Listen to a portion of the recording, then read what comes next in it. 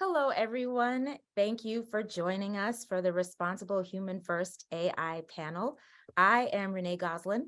I am on the faculty here at MIT, but also the head of the Human First AI research group at the Initiative on the Digital Economy. Thank you so much for joining us. I'm very excited about today's panel. We have three fantastic people who are joining us, and I think we're going to have a good conversation. So first, let me please introduce Paris Marx. So Paris Marx is the host of the podcast Tech Won't Save Us. He also writes Disconnect, which is a critical technology newsletter.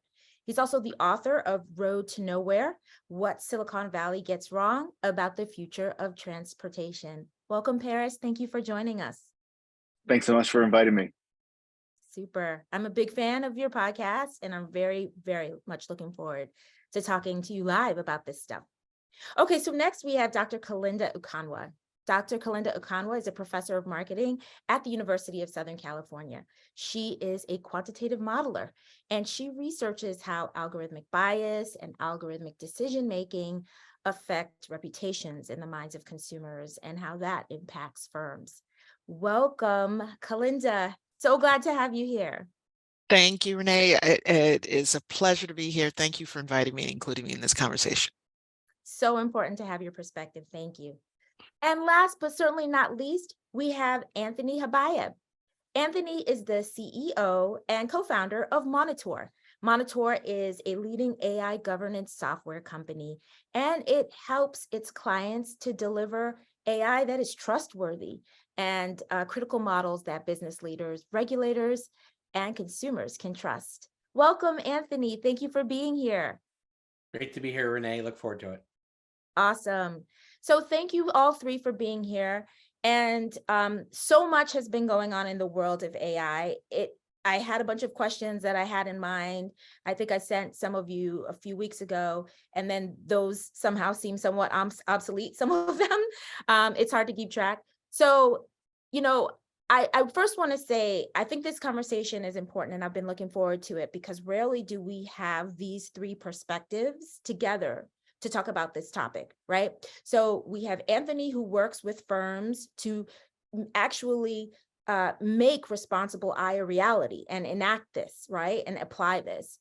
And then we have Kalinda, who's in academia and creates models to try to understand what the impact of this will be and what firms can do to be better. And then we have Paris, who takes a sort of approach where he's critiquing the sort of techno-solutionism that seems to be running wild, and is really standing up, I think, for the voiceless with regard to how AI impacts the real people who are behind the numbers. So I'm super excited to have you all here. But let me first start with a question that may bring us up to date. So I was thinking about, this is the Social Media Summit at MIT, and all this is going on with AI. And everybody's posting about, generative AI and so on. So what emoji do you think represents where you are right now with regard to the state of technology? So I'm going to start with you, Anthony. What emoji is representing your state of mind right now with this? I think head scratcher, right? Sort of like, what did you just say? Or what is happening here? I think that probably feels right to me. Nice. Yeah, I like that one. Very good. All right, Kalinda, what's representing you at this time? I'm thinking of the mixed emotions emoji. So I think the closest is, it has a flat line. I mean, there's both, excitement and yet concern mixed in. Mm-hmm. Yes, mixed emotions. Very nice. I agree. And Paris, where are you with this? What emoji is representing you right now? I feel like I'm somewhere between the angry emoji and the one where like the person's head is just completely like blowing off. Seeing this whole kind of cycle just like progress really quickly around AI, and seeing kind of a lot of the hype and a lot of the skepticism and like everything kind of mixing together. So I think there's a lot of important and interesting discussions going on right now. I don't think they're always leading us in the right direction though. So Nice. Yes, yes. So my answer is I've been where all of you are. And it depends on the hour. Today, right now, I think the emoji, the one where like you can see all of the teeth and it's like a cringe kind of like, because I've just been seeing a lot of posts about how, 5 things to do with AI that'll solve every problem. And it's like, ooh, is it really? So that's where I am. So thank you for indulging me with that question. So, the status is that generative AI models have gained widespread adoption. So ChatGPT, for example, just released its app a few days ago, has 100 million users. Within 2 months, it got that. 1 billion monthly page visits in February. So that's a lot. That is by, I think, traditional metrics considered a runaway success in terms of a product launch. And so we see lots of research emerging, including research at the IDE and my own, looking into, well, what does this mean? So more productivity, more scale, and the degree to which the quality is high. So more volume, quality that could be decent for some functions. Given all that you're seeing right now, I'd like you to tell me from the perspectives of the worlds you're living in, what is the reaction to this kind of latest sort of up to the minute development? And what are your thoughts about how people in your world are thinking about generative AI? So let me start with you, Paris, because I mean, you host a show about this, so I know you've been talking to a lot of folks in this space. What's the thinking? Yeah, I've been having plenty of conversations with critics of AI. I think that right now I'm thinking that there's a lot of hype around this technology, a lot of excitement. What's it going to mean? What's it going to mean in a positive way? Also, what's it going to mean in a negative way, right? Because on the one hand, we have promises of all the great magical things that AI is going to bring us. But then on the other hand, we have a lot of serious warnings about how this is an existential risk to humanity, or it could mean that we're going to wipe out millions of jobs, or on and on, right? And I think that, I think it's important to kind of be aware of those potential implications of these technologies. But I think that we also need to kind of step back and make sure that we're not kind of running with this hype and not kind of playing into the hands of a lot of these companies and people who are promoting these technologies, because, the kind of big exciting stories are very good for them, but also the stories that suggest that this is really going to transform society, that AGI is on the horizon, that the computers are going to start thinking for themselves. All these sorts of things are also very beneficial to them, even though we don't always recognize that, right? And so I think that for me, I'm trying to take a step back and say, okay, we see all this hype that's happening. We see all the kind of big stories out there, but what is the likely actual impact of these technologies? How is it actually going to affect real people? And how do we try to ensure that that is going to kind of be as minimally bad as possible, I guess, as we are considering those potential outcomes?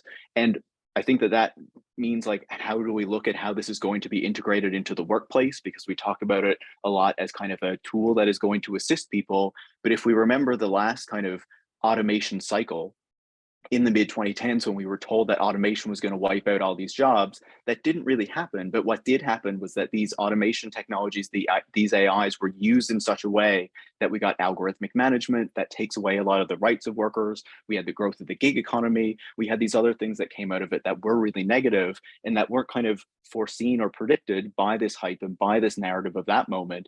But we're now living with the consequences of that. So what is actually going to come out of this, and how do we stop the really negative impacts of that? And to what degree are these technologies really necessary at all? Or, to what degree are we just buying kind of hype of these companies that have a financial incentive to have us believe that these are the future?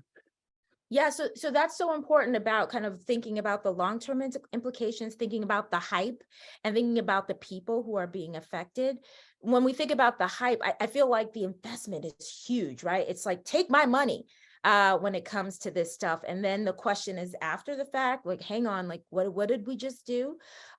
So Anthony, in your world, you're talking to firms. What are you hearing? And sort of what's the kind of the running conversation about this?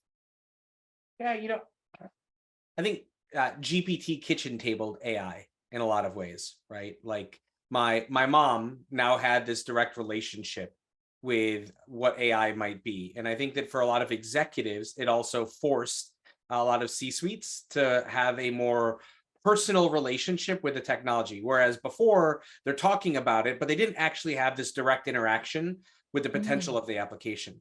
And sort of building on Paris's point, what I see in this sort of kitchen tabling through GPT, or even like this chasm crossing, it's created enough critical mass of excitement about the potential that we now have more, I think, realization of the need to responsibly implement the technology. There have been people for like a long time talking about the harms and talking about the risks and the challenges and the disparities of the training data used in these systems, but I don't think they've gotten the attention they deserve around these problems. And, you know, even if you look at how quickly the White House is trying to catch up, or, you know, the Senate is trying to catch up, frankly, on where some other governments were on AI risk management, I think GPT is accelerating a conversation that many corporate entities should have been having already as they're using models to make consequential decisions. So, you know, I think what you'll find in this conversation, I'm generally an optimist in my life. I'm here with our company, but I'm just here personally. I believe AI could make our lives better, and I'd like to enable that to happen. And in my world, GPT's caused a bit more of a, oh, I really should take this problem of governance seriously. Like this is a thing I can now personally see the implications of. And how we nurture this moment is really important. But I think the spotlight it's created, my hope is it can help cause more attention into many of the things Paris was talking about that have not really been getting the attention that they deserve. Yeah, so I think that's a good point about the kitchen table. You know, my own father-in-law sent me something with regard to AI. And I think a few years ago, talking to him, perhaps his notion was either the Terminator or something just really kind of arcane. Like, I don't really know what you do, but hey, you're my son's wife, so I'm sure it's great. But now it's like an actual real thing. So, you know, from a mental perspective, it's a far more concrete thing to sort of assess than just sort of a hypothetical. And so the question becomes, does that normalization affect the way in which we view this technology? And was that, from a marketing perspective, a deliberate effort to kind of put it out there so that we can toy around with it and be like, ooh, this is cool. So I want to bring in Kalinda, who thinks about this stuff from a marketing perspective, and models the impact on firms. What are your thoughts, Kalinda, given your expertise? Well, first, I want to say that Anthony makes an excellent point, you know, that ChatGPT has brought it to the kitchen table, because what's interesting is that all along, all of us have been interacting with it, you know, whether we're selecting a movie from Netflix with its recommendation system, or using a GPS app to find our way around a city, or, you know, calling an Uber. We've been interacting with it all along, and yet people did not perceive that as AI. It's always this thing that was running in the background, and just this thing works. So it is interesting that ChatGPT now has brought it to the forefront of people's minds, and they have made a direct tie to AI, and suddenly, aha, what are the implications? So in terms of what I've seen in my world, I'm thinking first from a teaching perspective as a professor, although most of my time is spent on research. Last year, when I had taught my class, I teach marketing analytics. I asked students, have any of you heard of ChatGPT? How many of you use it? Got maybe less than 5 hands. And this year I asked the same question. Almost everybody raised their hand. So a dramatic, from a personal standpoint, change from the use of ChatGPT and making it not only something that, oh, now I understand AI, but I'm actually using it. You know, this perception I'm using AI. I think, so there's a lot of conversation at USC, as I'm sure it's happening in universities all the country, is, do we fear this thing, or do we work with this thing? And you can expand that to all of AI. And at USC, at least in Marshall, we've taken an approach of, okay, how do we use ChatGPT as a force for good and integrate it into education, as opposed to, oh, this is a source of where students can cheat, which is a lot of the concerns about some of my fellow academics. Let's use it so we could teach them to be prepared for the world that is. Let's acknowledge that it's here, it's not going to go away, and let's prepare them and let's help them to adapt. And I think that's where I think a lot of, in my opinion, our effort needs to be, which is AI is not going away. It's just going to get stronger, better, faster. How do we adapt? And how do we do it in a way where it doesn't disproportionately just harm huge swaths of people, or at least minimize it? I don't think we're going to get to a place where it's not going to harm anybody, but how do we minimize that in an intelligent way and really think about the best way to deploy this stuff? So are you then assigning? So in my class, I actually assigned people to use ChatGPT and compare. I wondered, have you incorporated this? Because you're right. I mean, it's to think that folks won't use it is, you know, it's you're fooling yourself. So have you incorporated it? How have you talked about it with them? No, I have not directly incorporated it yet. We use other forms of AI that I incorporated and had them learn. My plan is to do that next year, but we did have plenty of discussion, and the adaptation this spring was for me to adapt. So I see this specifically ChatGPT as analogous to the advent of the handheld calculator. And I'm sure teachers and professors, some might have freaked out and said, oh, well, students ever learn math skills anymore. But at the end of the day, what happened? We adapted the types of pedagogy that we had, we adapted the kind of questions we had, so that we worked with this tool so that it didn't matter if they had the calculator. They were, you know, if you framed the question, they're still going to have to learn critical thinking skills. That's the way I did it for this year. So I knew people are probably going to use ChatGPT to write up their little essays or answer questions. So let's change the way that the questions are asked so that they're still challenged. But next year, when I teach again in spring, my plan is to directly incorporate in some lesson. Nice. Yeah, I feel like if you can be replaced as a professor by ChatGPT, then the issue is probably bigger than ChatGPT. Yes. And you know, same for writers and so on and so forth. Okay, so you know, we just talked about, and Anthony talked about his mom and the kitchen table, and we talked about how basically AI, which was sort of this arcane thing amongst, you know, kind of engineers, data analysts, researchers, and then the issues with regard to AI. Like I think of Timnit Gebru, right? And I think of how, you know, she and some early critics were like kind of voices in the dark, in the wind, and paid a price, frankly. Shout out to Timnit. And that now, perhaps this conversation, I mean, I'm sure you saw the hearings just a few days ago, right? So let me ask you, as we think about the widespread adoption, how did you become interested in responsible AI and accountability? How did you get here? So let me start with you, Anthony. How did you become interested in this? Yeah, and I saw Timnit and Joy and others sharing that sentiment last week, and I thought that was really appropriate. And that's sort of some of the folks I was referring to, that this is not a new topic, and very much agree with your point just now, Renee. You know, my background is launching new products and services at big companies. That's sort of the cliff notes of my career, trying to cause big companies to do something new, which means I have a left brain that's firing uncomfortably on like new ideas. Let's do this, let's do that. And a right brain that is like beat up for 20 plus years. You can't do this, not yet, not now. And very practically, what's the friction in an idea? And back in like 2017 or so, actually over my shoulders, this flag, the Pan Mass Challenge, is a huge bike ride that raises money for the Dana-Farber Cancer Institute. And I started reading some material about the potential for AI to fundamentally change the fight against cancer. Everything from patient care, drug research, and that was really inspiring to me. And then that thread started to go a little bit further. What else could this do to improve our lives? And we haven't done this yet today, so I'll at least insert I really don't appreciate like how much AI is comfortably used in the market. Like I was interested in the potential for machine learning and data to build better decisions and insights that could inform and improve our lives. So cancer became healthcare.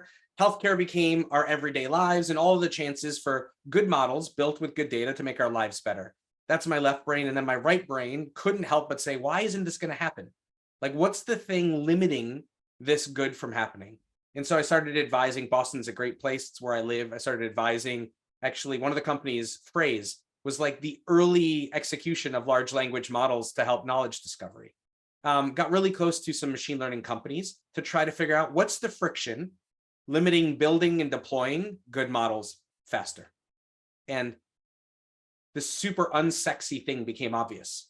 Enabling governance and auditability of these applications is going to be critical to their success in the places they can have the greatest impact on our life. And, Kalinda can really appreciate the problem of reproducibility and documentation and monitoring is technically very solvable, but it needs to be done. And objective oversight can be created. And the black box phrase was being overplayed. And there was going to be a future need for something that enabled like multi-stakeholder alignment and governance around these systems. Because at the end of the day, it's software built by a bunch of people using data. It's not this like, crazy thing that just came out of nowhere and manifested itself. And so I thought that was worth doing, because if I could build something that removed the friction that then caused an AI system to help someone in the future identify cancer sooner, back to my origin story, that's worth it to me.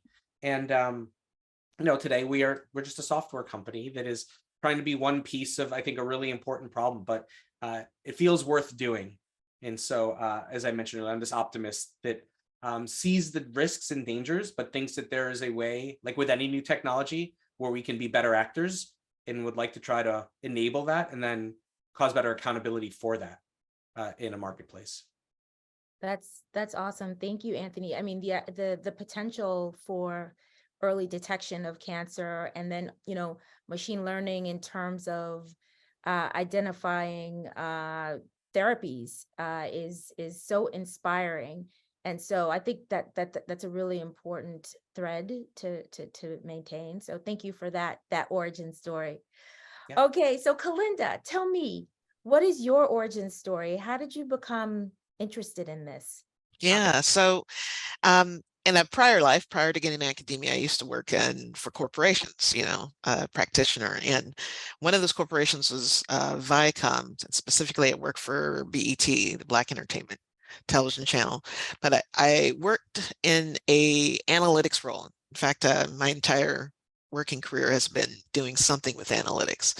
And so the actual spark was there because at that time I was running a group, financial planning and analysis, and we just kept seeing with data and, what people would refer to as AI models today, machine learning models today,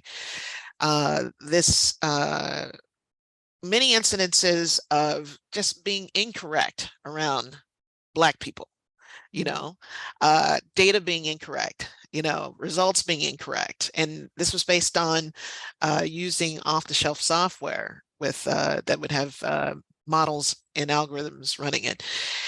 So that was my first spark, which is like, why is this systematically looking like, that it's wrong about what we, and as in BT, we know this is just flat out wrong. So, and then moving forward, fast forward to when I started my PhD program back in 2013 at the University of Maryland. I came in as a quantitative student, so focused on developing models, econometrics, statistics, etc.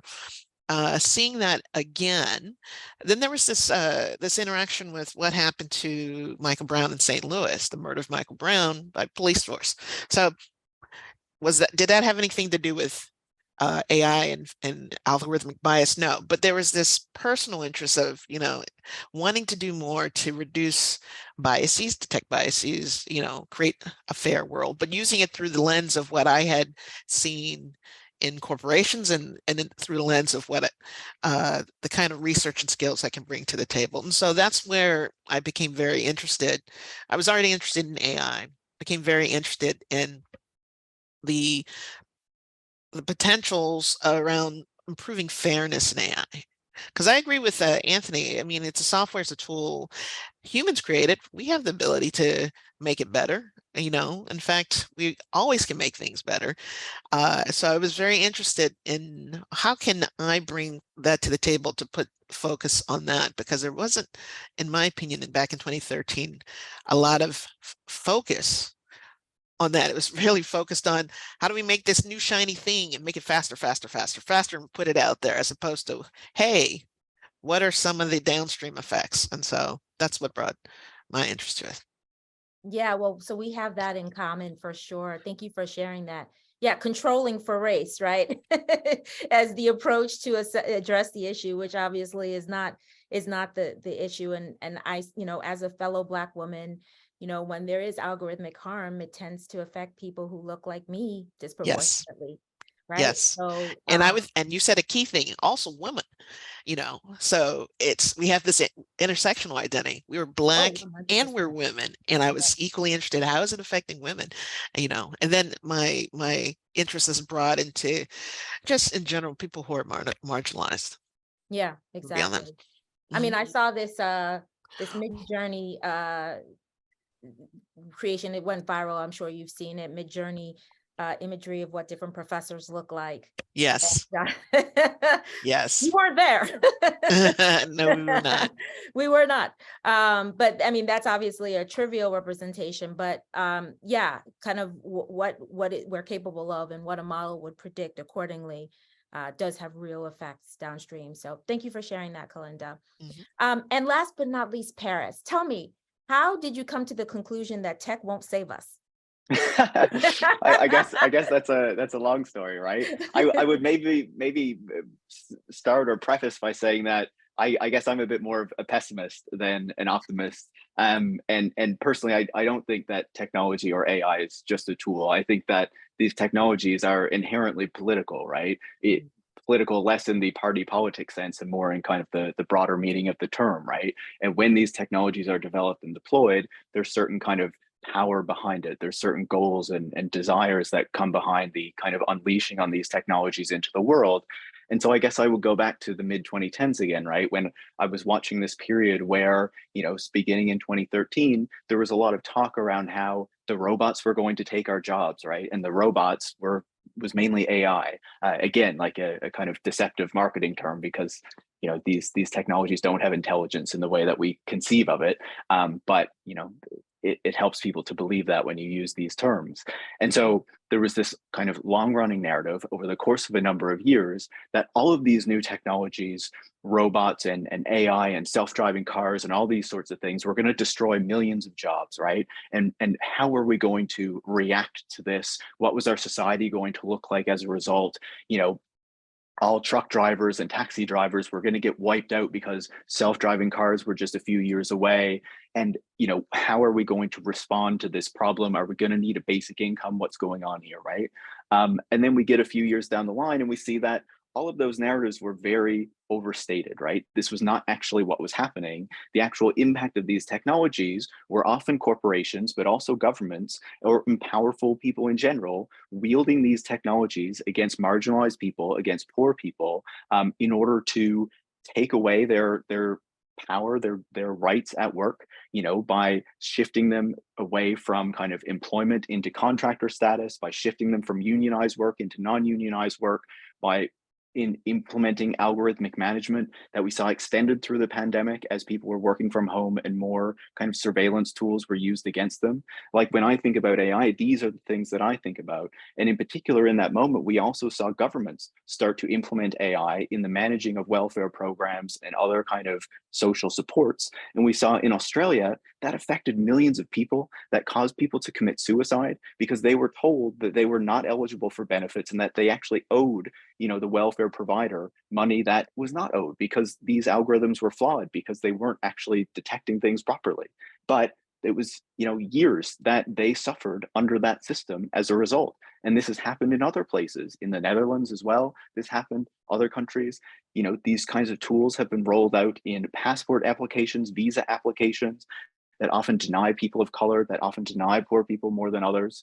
And so I see these systems being rolled out and I see immense harm that is coming of them. And so then when we kind of fast forward to what is going on today, I see the tech industry kind of experiencing a lot of trouble for the first time in probably 15 years, right? As interest rates are being raised. And they need something else that's going to drive attention, that's going to drive investment. And all of a sudden, ChatGPT appears out of nowhere to be kind of the white knight to, get the venture capitalists excited again, to get all the corporations, getting investment again, to get Microsoft challenging Google to kind of unleash Google, so it doesn't have to feel that, it has to be responsible in developing AI, because of course, all these companies are unleashing their AI tools. They're saying we're going to do it responsibly. We really care about how we're doing this, at the same time as they're laying off and firing all the kind of AI ethicists and people that they had around, right?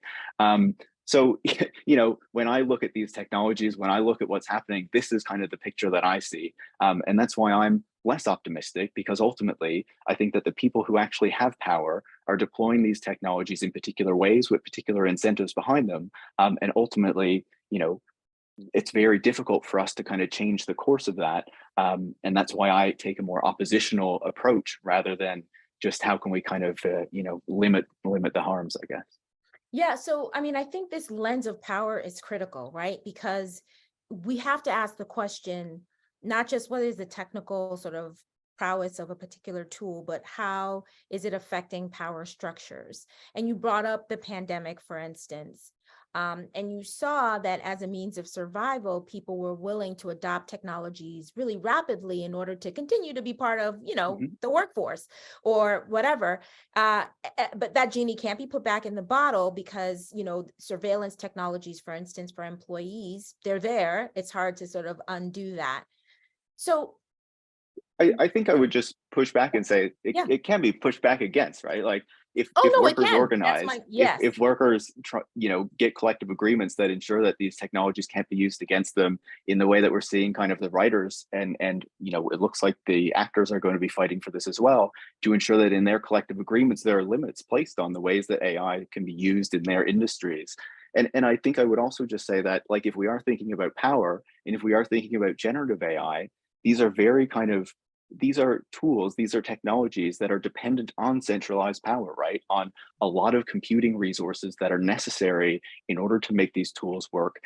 Kind of the data centers that have been built up over a number of years that these companies rely on.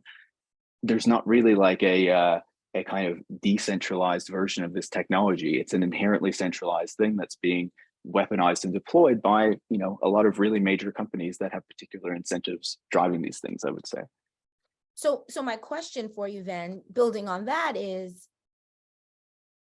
we have three people on this panel who think about this a lot.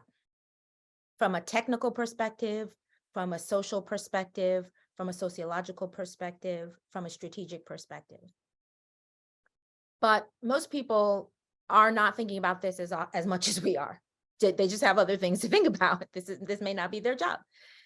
How do we talk about this in a way that brings non-technical people who are not the choir, into this conversation, right? Because, we talked a little bit about the shiny object aspect of, many of these new technologies, where it's like, oh, this is actually cool, or this is fun, or check this out. That can ease adoption. And then we talk about the larger societal issues.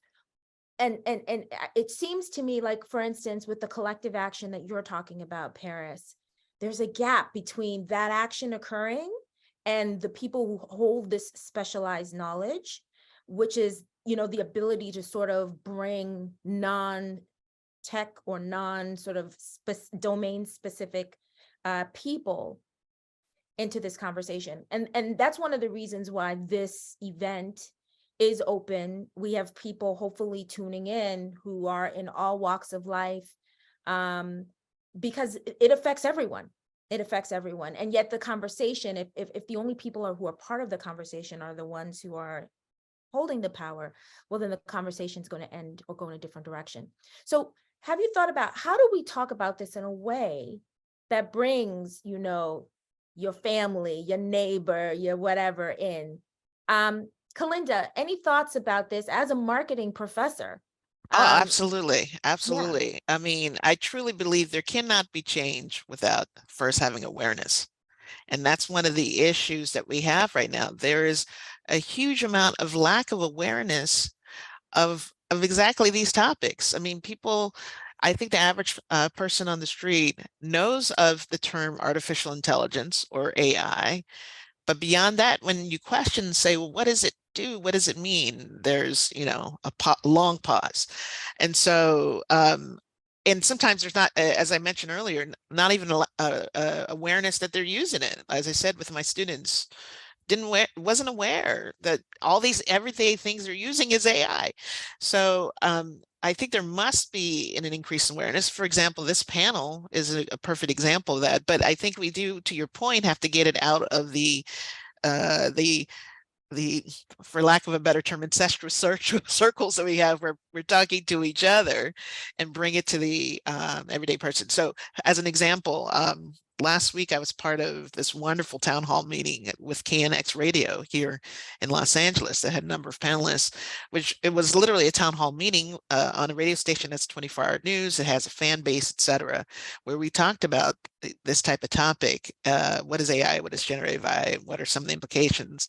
And it was affirmative to hear at least people in the town hall meeting afterwards saying, I just didn't know. I didn't know that all that was AI. I didn't know these were some of the implications, et cetera. I think there is a need beyond. I think one of the things we can do is help to create spur on more of these conversations outside of academic circles or outside of technical circles and bring it to more and more to like popular, I don't know if it's popular press or just everyday places where people hear about these things. And I think the other thing as a professor is that it needs to be incorporated on a regular basis within what we teach to students. That's another great place. Instead of, for example, I take marketing analytics since that's my class. That's something that's popular in many, many business schools and engineering schools. But quite often it's taught as these are the tools that you use. These are the models that you use to predict. But there's no discussion about in most, I would bet my entire year's salary, there's probably most classes don't even talk about, okay, here are the potential downstream pros and cons of using this stuff. yeah. I make it as a regular part of my class so that there's this awareness again. But I wonder how much that's really happening across classrooms in this nation and around the world. So those are a couple of ideas. So I love this idea of bringing citizens in, right? Because I am also in the marketing department, and it's shocking how many times we talk about people as consumers, as if that is the identity they have before they're actual people, citizens. So I love the idea of involving citizens and bringing that to town halls, churches, schools, wherever people are willing to gather and listen. I also love the idea of integrating this into the content. I couldn't agree with you more. I do the same. And I think that if we have sort of separate, I tend to think of responsible sort of approaches to technology as being similar to leadership and ethics and inclusivity and innovation, and that, they should be integrated throughout, not kind of a separate class that, only the self-selecting people who already get it enroll in. So I appreciate that. So Anthony, how can we get more folks to be part of this conversation who are not just as a fellow Boston resident in the innovation hub, who are not just in this soup? Yeah, we got this great question too, right? I'm a non-technical person. My concern stems from awareness of bundled insurance claims and biased police department algorithms, right? Like that's, my social media, our focus, of topic today. I'm on Twitter. I mean, I was watching Squawk this morning and Becky was talking about how like she spent like 15 minutes. Someone messaged her that this looks like it's you. It took her like 20 seconds to figure out whether or not this was really her post. It was someone who had generated a thing and it wasn't even her. I think that there's a few foundations that are opportunities that can be disseminated in a much broader way. I think the first, thank you, Paris, for like pushing really hard. I think that one of the problems are, I think, in a society, in the US in particular, is it's so polarized. And I think this conversation of AI is hugely polarized, and that's a problem. Where on the one hand, oh my God, it's amazing, like rainbows and unicorns, and on the other, like it's going to ruin everything, right? And I would probably better characterize myself as like a pragmatic optimist, right? Which like, I like to see both sides, but how can we come together in the middle? And on this issue, I think that the middle lies in a few sort of key pillars. First, we have to make the technology itself more approachable.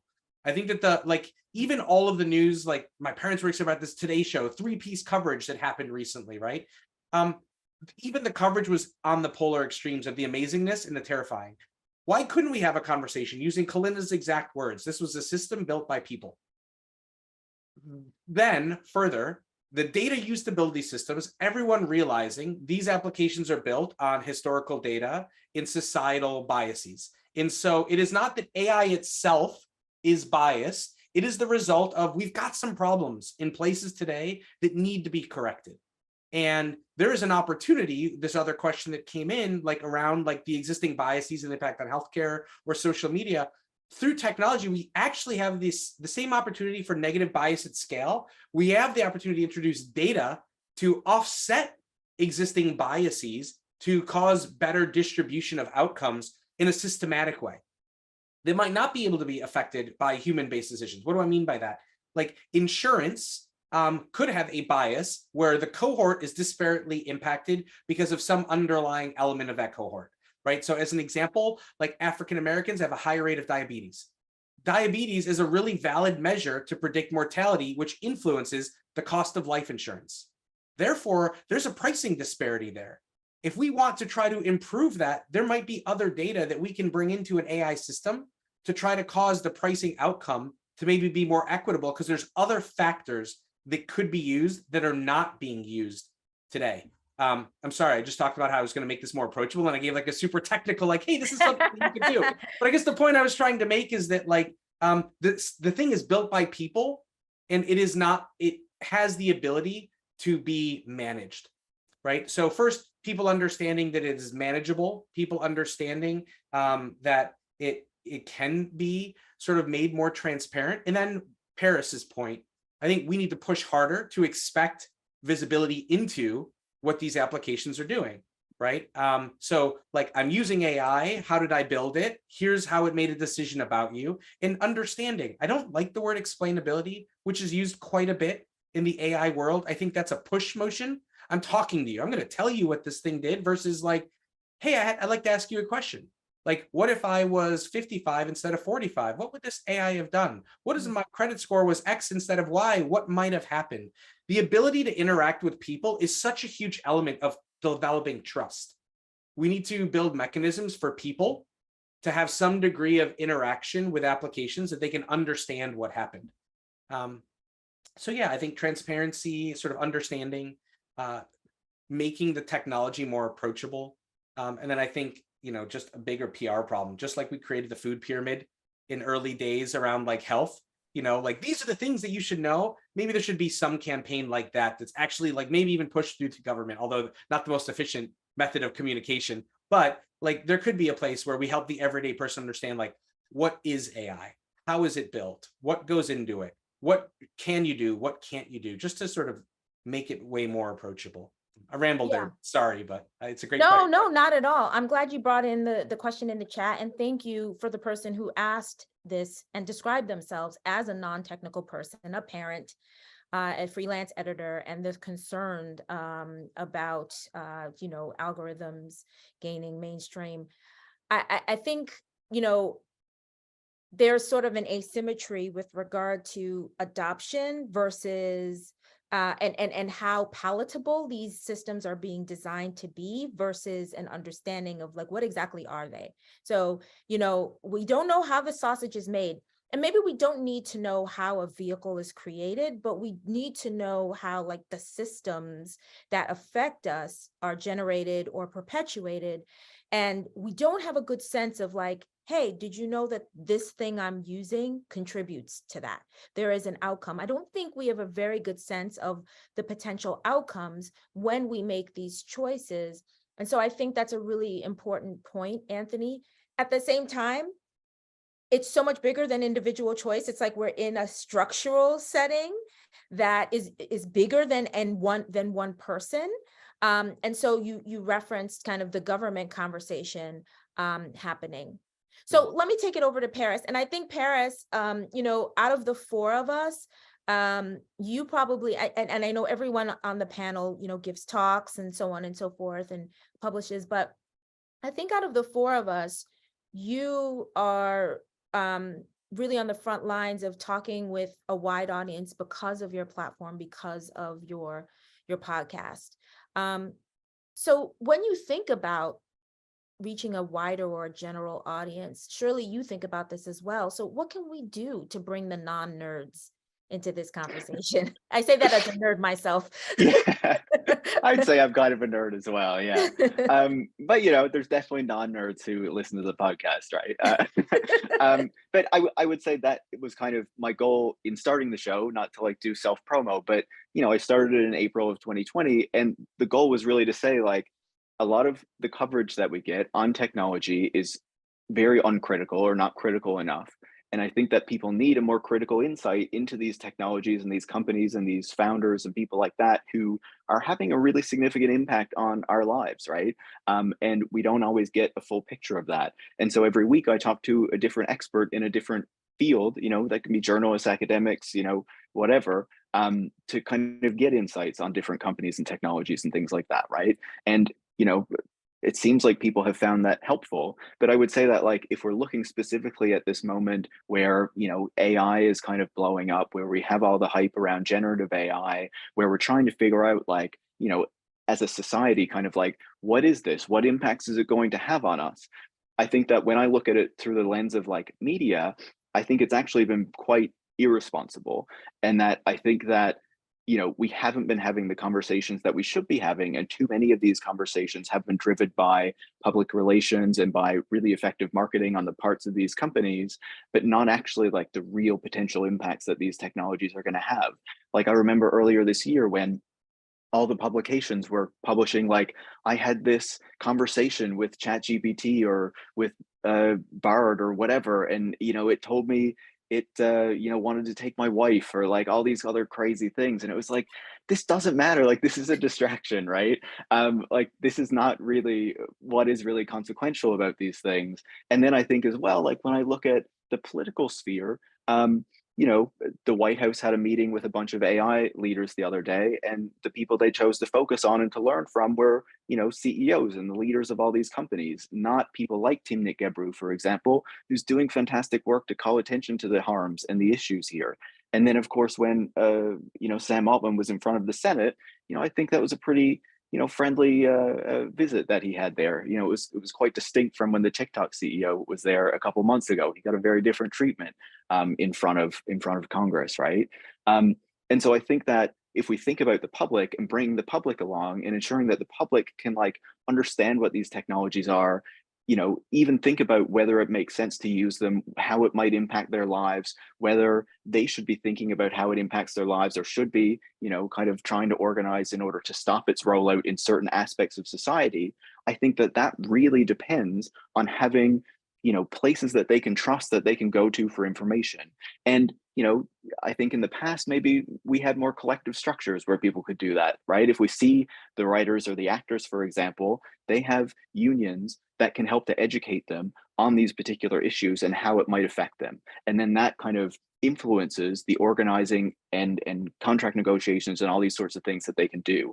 But for a lot of other people in society, they don't kind of have that organization that they can go to and learn from. And so then that makes it even more important for the media to be providing information on these things, to be reporting in a way that actually gives people knowledge and information about how these systems work, that tells people that, you know, artificial intelligence is not intelligent, that it's not a digital mind, as people like Sam Altman would say, that these are technologies, right? You know, created by humans, are fallible in many different ways, and that we do actually have the power to be able to constrain, to be able to decide how they actually work and the aspects of society that we use them in and where we roll them out.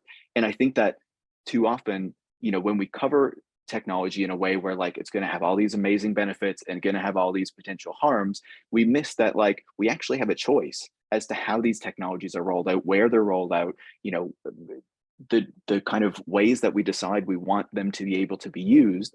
And, you know, I think that we're kind of dealing with, we're trying to reckon with some of the issues of not doing that in the early 2010s with social media and the gig economy, and not regulating those things early, not looking at the potential impacts. Now we have a moment where we can say there are new technologies coming along. We need to be much earlier in assessing the risks and dealing with them. And, you know, I would say very recently we had an experience with that, with cryptocurrencies and things like that. You know, where are they today? They have really fallen off. Yes, they still exist and all that stuff, but, you know, not to the same degree that they were a few years ago. And I think that part of the reason why the public and why people didn't get as drawn in by that as you know, maybe past waves of tech hype, was that there was actually a lot of critical reporting and a lot of critical voices that got picked up around those technologies, and that helped to show people that, you know, this wasn't just all that the industry was saying, all just positive things. And so, yeah, so I think that the media has a responsibility to be doing better at this, and to, you know, not just be kind of repeating the big scary PR lines and you know, the PR lines that sound great, but actually to think about, you know, how we actually educate people about these technologies, what's actually happening with them, and what power do we have to try to push back against these major companies who want to see it rolled out in a particular way because it would benefit them in you know, the ways that they want to see it. Can I I add think to that? yes, I think please. I think what Paris said is so fantastic, and it relates to some research that I'm working on, where we are also finding. So the paper is called "Algorithmic Fairness and Service Failures: Why Firms Should Want Algorithmic Accountability," and this is what we're in a way talking about. But in this paper, we're making the argument that as Paris mentioned, there's not a organized central place or places where consumers as citizens can come to learn more and be educated about this. And even if upon education, because technology is complex and has such a black box around it, even those who are technically savvy sometimes may not know, why did the algorithm do what it did.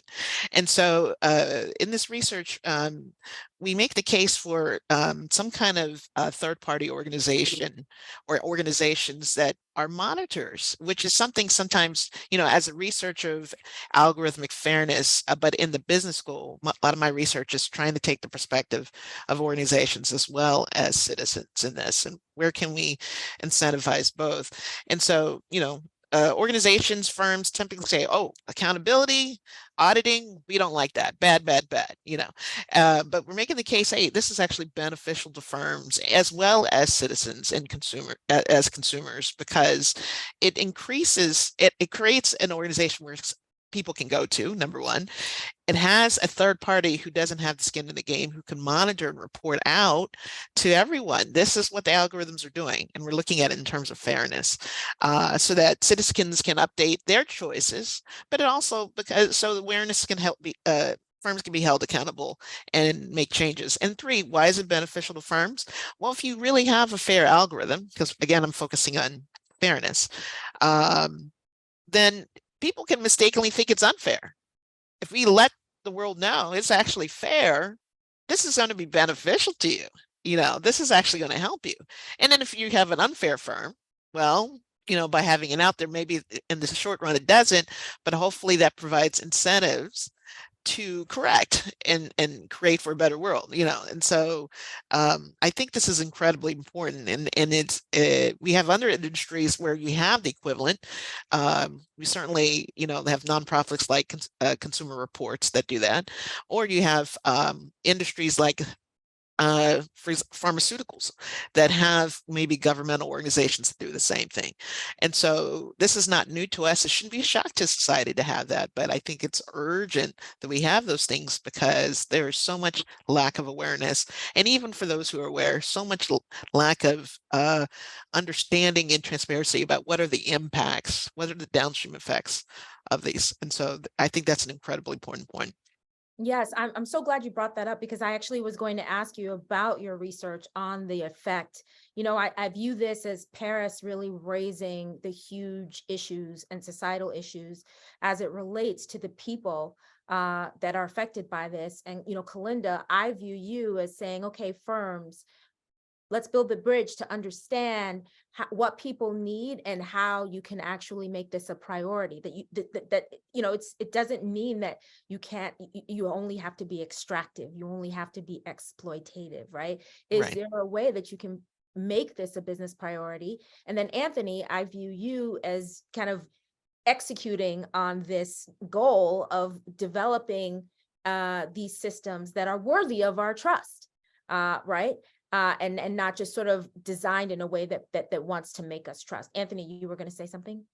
Yeah, so what Paris is poking at and Kalinda is summarizing, I think, is where more corporations are today, which is they're in this place of establishing operational policies that affect some intent. So they know that their corporate values, their ESG and or regulators are requiring, like EU AI Act or things that are derivatives of GDPR or conversations in the United States, there will be expectations of how you demonstrate fairness and transparency and auditability. I think that we are definitely down that path where there will be clear requirements against individuals. But I think that where most companies are today is they've got these principles, but most executives responsible for risk don't know how to translate these goals or objectives of fairness or transparency into operational instruction for the people building the models. So a lot of the market right now, NIST is an example of trying to help this problem.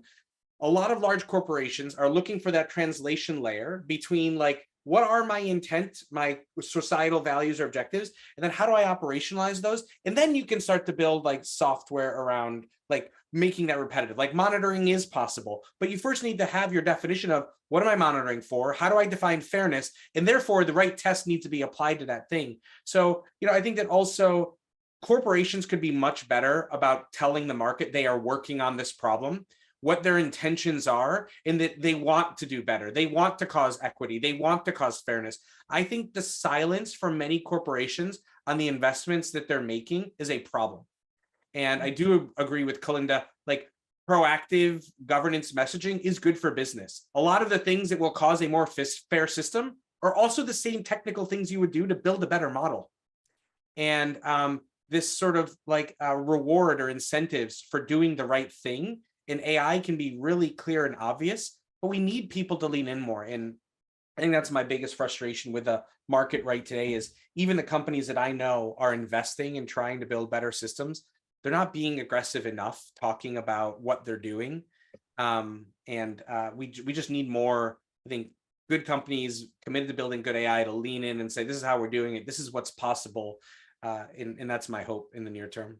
And I'd like to add, based on my interactions with business leaders on this topic, I think many corporations are also missing or are not articulated on the language of how this translates into, improved outcomes for their shareholders, for example, their internal stakeholders.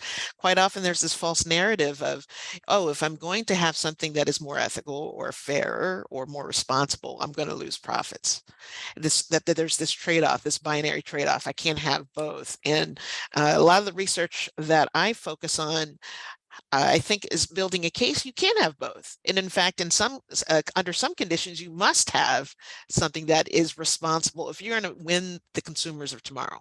You might have these consumers today and you might be thinking that you're maximizing your profits by using this, but it's going to have this long-term impact where you're going to lose consumers. And then you're going to have those long-term profits go down the drain. So I think there is that missing piece of translating language, saying, why is this actually a good business case to have fair algorithms, to have responsible algorithms? And this is what you might want to say to your shareholders to help them to get it. Yeah. Can I just add one point there is, what we see right now is actually the major companies who are driving this become less transparent as they're taking a lot of kind of their public research and the publishing that they used to do and not do that anymore. We're seeing them lay off the AI ethicists, of course, the people who they were using to justify that they did actually care, they did actually think about the social impacts of these things. And I think I would say they see them that as a cost center instead of a profit center, and that's the issue. Totally. And I think I would also say, if we look at how these companies have rolled out AI in the past, we look at Amazon and its algorithmic management that it has subjected workers to, that is sure that they have trouble organizing, that they, have their rights at work being kind of impinged upon, that they have really aggressive productivity targets that increase the injuries that happen in factories. I think that there's many ways that these technologies are still rolled out in a negative way, and I'm a bit skeptical that companies, want to be more, kind of good about how they roll out AI, unless there's some pressure coming from government, of course, to force them to do that. But when our governments are very kind of, open to the Sam Altmans of the world, instead of thinking about whether the narratives they're selling them are, reflective of what's actually going on in AI and how it's being used, then I think that shows that it's going to be tougher to get the regulation that we need in that space. Well, thank you. I'm going to let that be the last word. I don't know how we finished up an hour already, but there it is. I want to thank my guests, Anthony, Kalinda, and Paris. Thank you for bringing your perspectives. Thank you for raising this important issue. For me, I'm just so happy to have spent this time. And for everyone listening, the voice of the people who are the citizens, not just the consumers, is really important. And we all have the power to be able to move organizations in the right direction. I see David Verrill on the screen, and I think he's going to take us to break. So thank you, everyone. David, please take it away. Thanks, Renee, Paris, Anthony, and Linda. We're going to take a 15-minute break and come back for the last session of our program today, the future of social media and emerging ecosystems. So we'll see you back here in 15 minutes. Thank you.